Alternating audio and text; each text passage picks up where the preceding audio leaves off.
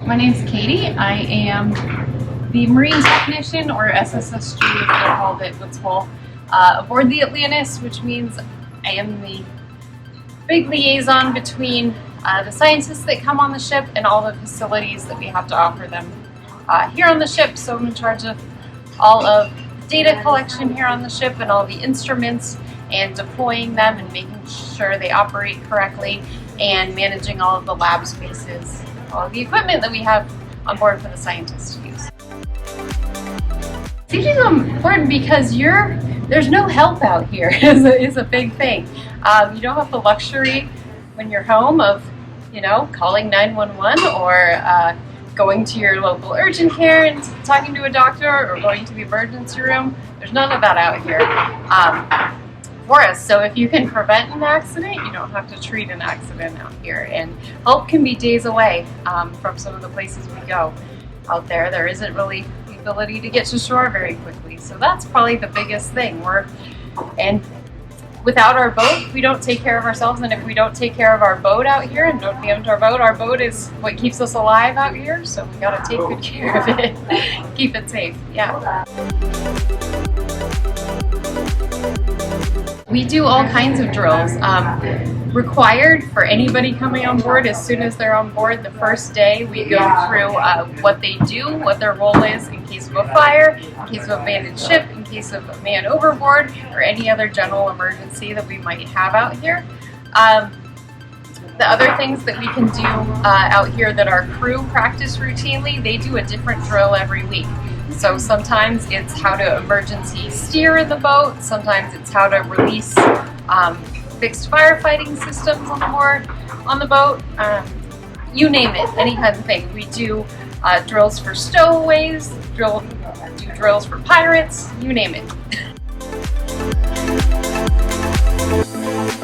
Every passenger is the wrong word out here. Every crew member and every scientist that comes out here needs to know how to take care of themselves in an emergency. So we need to make sure they know how to don their life jackets and they're operating correctly, and that they know how to don their immersion suits quickly in an emergency and can be ready to respond without somebody there to look out for them.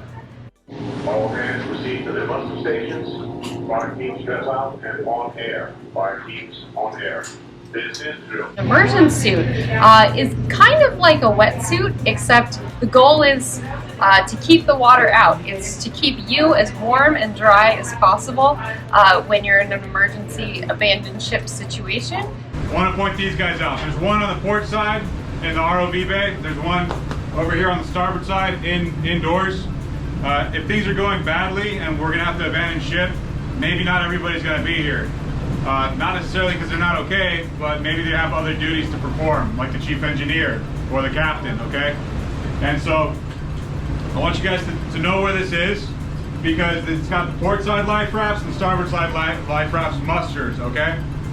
So if I'm not here, but Brian is here, then please, Brian, pick it up and start calling muster. Aye, aye. If he's not there, Jim, you're next, or somebody else.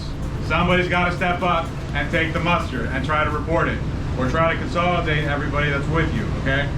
So if you're in a life raft, it's a lot less cushy than being aboard the Atlantis. So it's often wet and windy, and the number one thing is you need to stay warm and dry when you're exposed to the ocean, or heaven forbid you're floating in the ocean without a life raft. Your immersion suit is what's going to keep you afloat.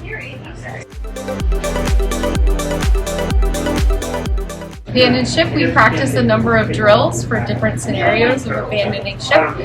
In an ideal situation, everybody would be able to get to their life raft station and be able to climb down a ladder into an inflatable life raft that's waiting for them at the bottom of the ladder. Sometimes that may not be possible in emergency situations, so all of our life rafts are equipped to immediately float free of the ship if it sinks. And you might have to jump in the water and swim after it and get yourself into it. I've never been on a sinking ship before, knock on wood. So I've definitely done it in drills before, but I've never had to do it for real, thank goodness.